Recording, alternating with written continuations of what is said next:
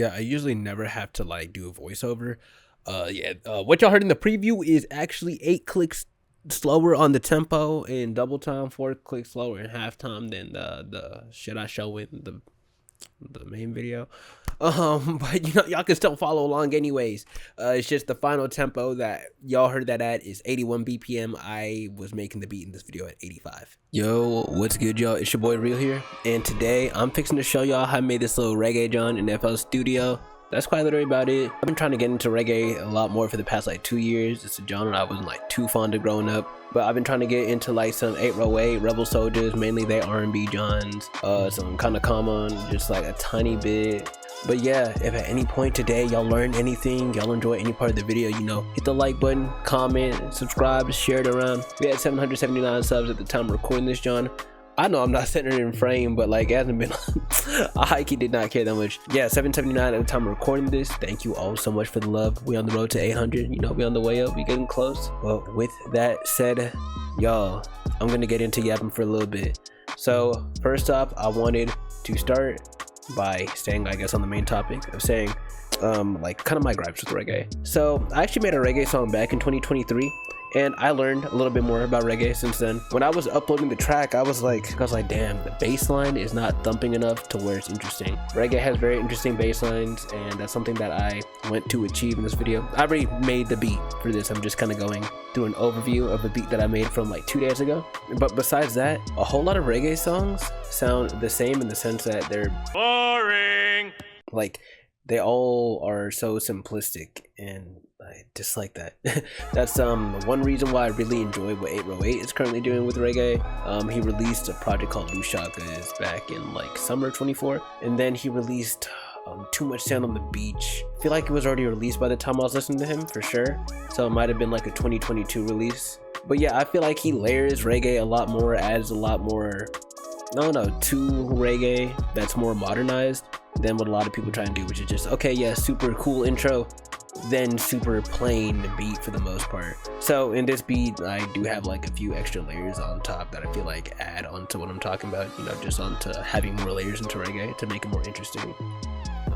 And besides that, the second thing I wanted to mention is I rebranded. I rebranded just a tad bit, gonna open up my channel. But yeah, I no longer have the YouTube channel realistically under the name of Real Super Teen anymore. That's like the last screenshot that I have of it. But yeah, I rebranded the channel name to They Call Him Real. YouTube.com/real still works. Well, /Real Super Teen. That still works. But They Call Him Real is what the channel's name's gonna be branded as now.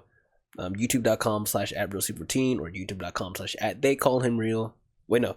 YouTube.com/RealSuperTeen, YouTube.com/user/C, RealSuperTeen.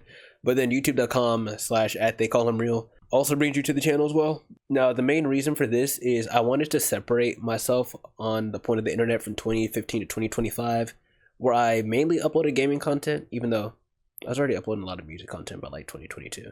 But I wanted to separate that entity of myself and more so push the music making entity, that being They Call Him Real, or Real as my artist name is.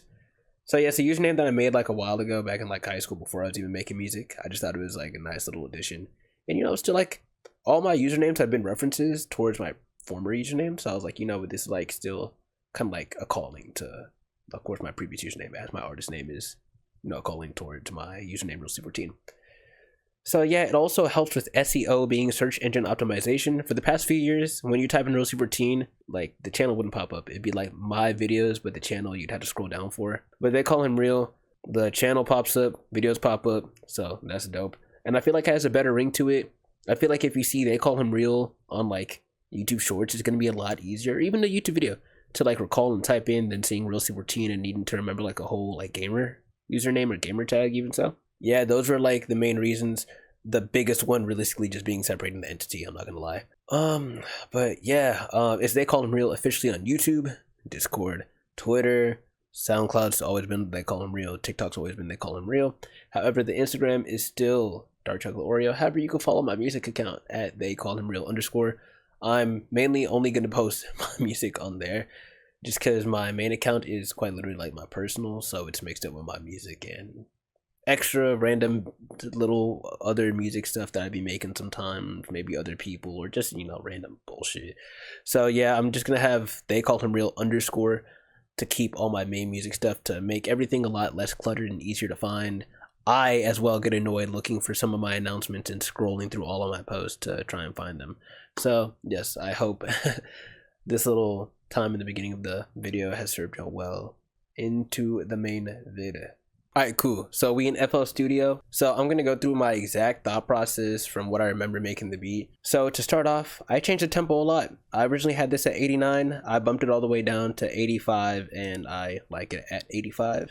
So to start off, we got Surge XT. I was watching a YouTube video and saw someone use an electric piano from Surge, and I was like, no, I rarely use Surge, so I'm gonna just go ahead and pull it up. So in Surge XT, we're on the Circus 2 preset, and we're just over here. I wanted to use it as like a main little thing in the background to hold the chords, but I didn't really like how it sounded. So I just have it playing kind of like a little like top Rhodes part that's just getting strummed out. So right here we have a D flat major 9 chord getting played out, and with this little gap and pause right here, we then move on over here to the F sharp major 7. So this is what this sounds like together in context.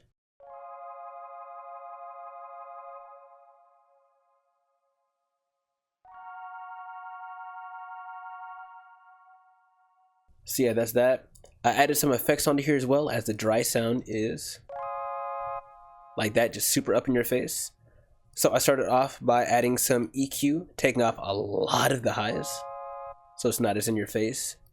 Then adding some reverb, mainly ducking the dry a lot, just so it sounds a lot more soothing, and that's how we got the sound right there. So moving on, bro, that was like a motherfucking speedrun. I said that way quicker than normal. But we got the bass guitar. I'm not really all too aware of like what basses to pick for a whole lot of shit. But here I chose to use the analog bass guitar in Purity. So yep, we got this little pattern going on right here.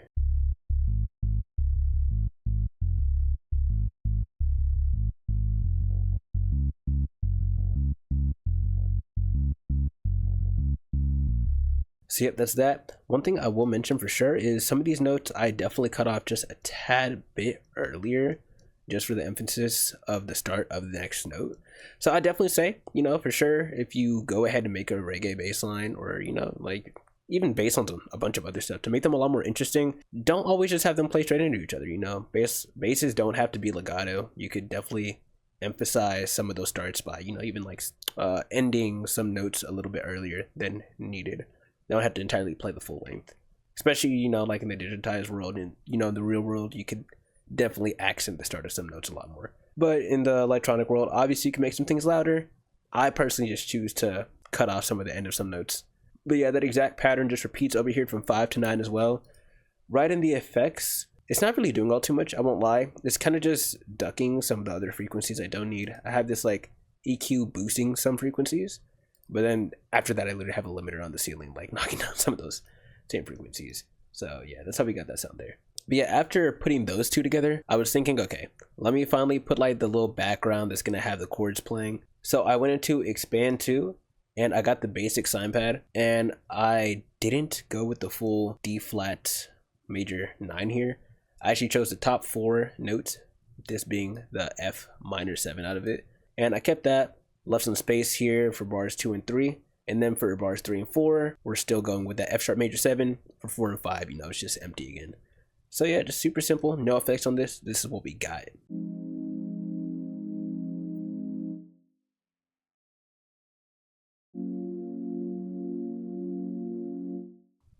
So yeah, that's that.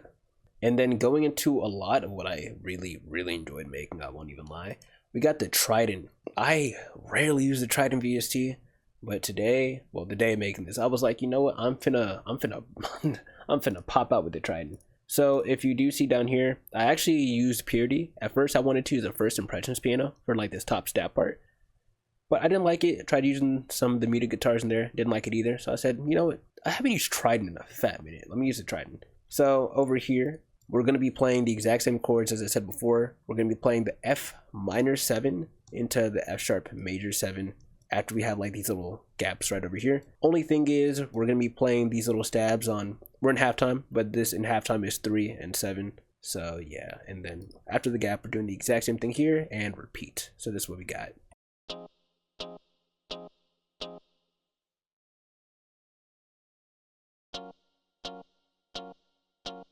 So yeah, that's that. I don't think I mentioned the name of the preset, but it's a clean mute guitar from the Triton.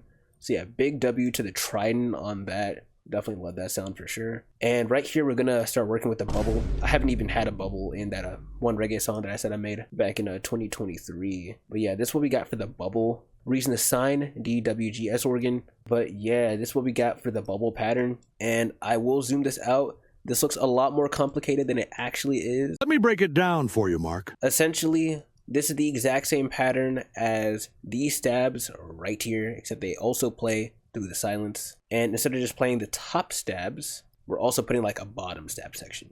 There is a little change up in between the gaps of like the Sine Pad and all that, but I'll get into that real quick after explaining this minor detail. For this lower half with these little stabs for what's known as the bubble organ, we're actually playing them a little bit lower. So if y'all check the velocity down here, it's a little quieter than the higher part. Normally that's just to also help emphasize the main stabbing part, which in this case is the muted guitar. So yeah, this helps bring out these sounds right here for the chord that is built up. Then over here, we're just doing a slightly different pattern. So we're still keeping these stabs here consistently. However, right down here, we change up the pattern just a little bit, just change up the velocities just a tad. And then this exact pattern is copied over here. Only difference, instead of F minor 7 as we were playing here, we shifted to the chord that we're playing in all the other patterns, that being the F sharp major 7. So exact same thing, and then it repeats. This is what it sounds like with the effects, and then I'll explain what it's like without the effects, explain what the effects are doing. So this is what we got.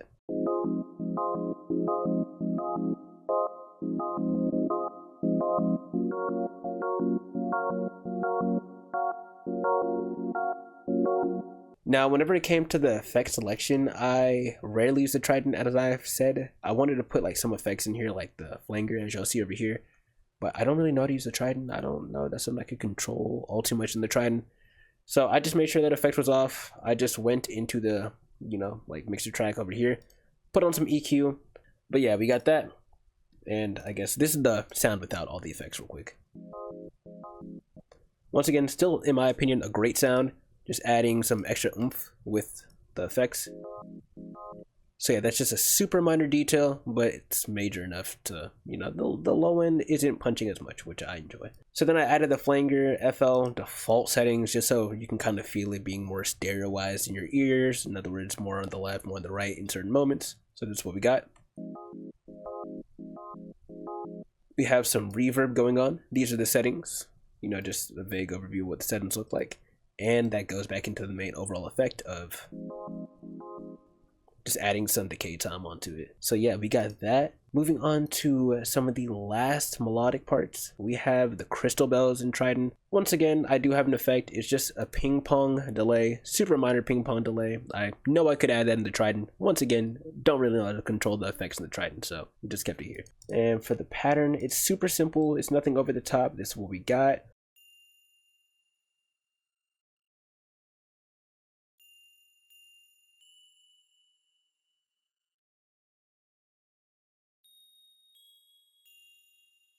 So yeah, that's that. That just repeats. And yeah, for our final melodic part, we go into Zenology.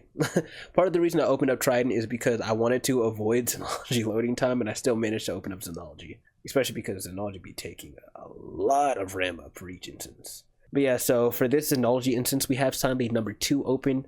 Only things here that are different is I got the attack and release both at 15, while vibrato's at 12, right over there. And yeah, we have some reverb added on as well. This is what the settings look like. Basically just tank down the dry by a lot. Probably not. Decay time's the exact same. Separation's 27%. But yeah, this is what we got right over here with the Sine lead.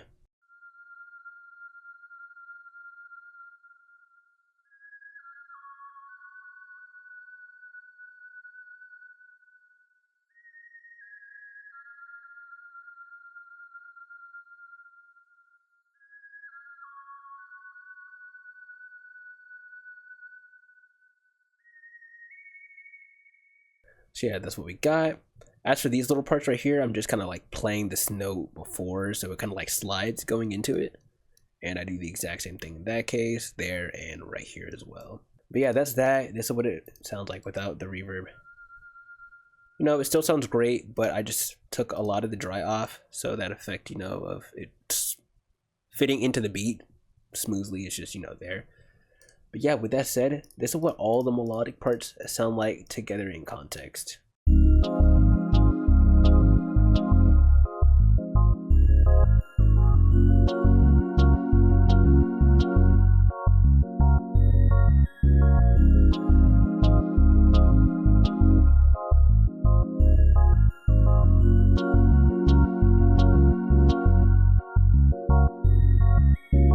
But yeah, with that said, we're gonna go straight into the drums. But yeah, so for the first sound, we have the snare going on the 2s and 4s here. This is the snare we got. Just added some reverb onto it.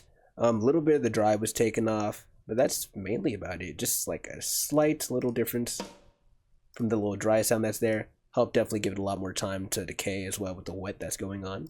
As for the kicks, we got 2 different kind of kicks going on, doing very basic things. So right here, we're essentially playing 4 on the floor. So yeah, that's what we got right there. And as for this other kick, it just kind of helps to accent right before we go into the main kick again. So that's what we got.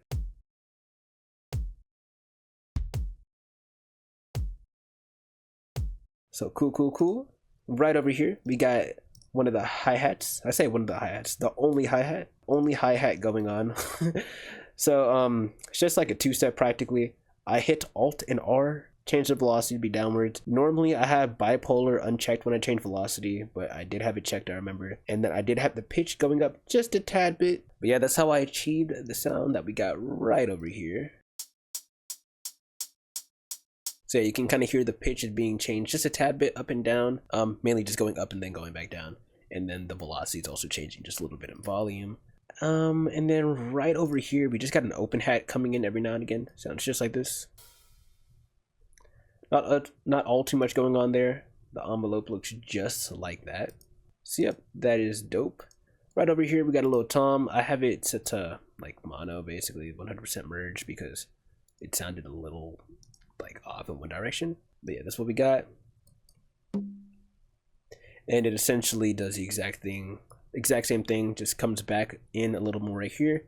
And same pattern on this side, except it's down 2 semitones. So we got it. So yep, that's cool. And then final thing for the drums is we got what I believe is called a caja, because I have drum sounds that sound kind of similar. And then we got for this one, oh shoot, for this one it sounds like that it was labeled as a reggae tom. I don't really know if it's an actual tom and was like mislabeled, but you know, correct me if I'm wrong. So yeah, right here we got this John going downwards, velocity, just selected all the notes, right clicked and held downwards. One other thing I made sure to do was I clicked on control, clicked on notepan to get some of the other parameters so I could change them. And then I just separately changed each note to the direction I wanted them to be in. Selected this, held Alt on my keyboard and scroll down, so this is more to the left. Same thing with this one, just holding Alt and hitting control after, you know, selecting it. Scrolling up so it's more on the right. Same thing with this one, you know, selected it, holding Alt and scrolling down so it's more on the left. We got some EQ going on, so some of those like little like lower end, like lower mids are knocked down, and then like a more of the presence is brought out. Then we got this other reverb right here, dries down to 90, wets down to 40%, and then yeah, all the other general reverb settings, you know, they're just right there. You can kind of like pinpoint them with your eye. That's what we got, and this is what it sounds like as it, where the heck is it? As it plays, that's what we got. So yeah, that's dope. But yeah, this is what it sounds like without any effects. Which still doesn't sound bad, but here's what it sounds like with more of that presence and that low mid taken away. So a lot more of that like higher sound was pushed in, and then we got it with the reverb here. So yeah, that's what we got. And together with the rest of the drums, this is what it all sounds like. And with the bass line.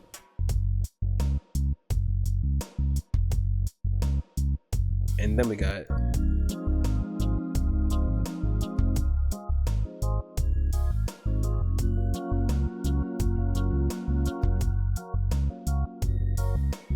I'm saying, in my personal opinion, I really liked this reggae loop I made. I've really tried my hardest every now and again to come in sometimes make some reggae. I'm really a big, I like music for what it is, you know, kind of person. As I said earlier, this is a genre I like. I just want to see it grown a lot more. Hopefully people, you know, like help evolve this genre a lot more. But yeah, I've tried making reggae myself before, also trying to add more layers, and I'm like, damn bro, this sounds basic or it sounds garbage because I try to add too much stuff. But yeah, I'm personally really happy with this. With that said, y'all, that's all for this video. I hope y'all are able to get something out of it. I hope y'all are able to learn, whether it's, you know, finding a new genre that you might, you know, start listening to, maybe a genre that you as an artist might start thinking about like getting into, hopping on beats that are reggae based, or as a producer, you know, maybe like you got some tips to fucking add into like your reggae beats, you know, your beats in general, or maybe even, you know, maybe just like the video. I don't fucking know, man. But yeah, with that said, y'all, I'm Real, it's your boy. Of course, if you enjoyed, like, comment, sub, share around and all that.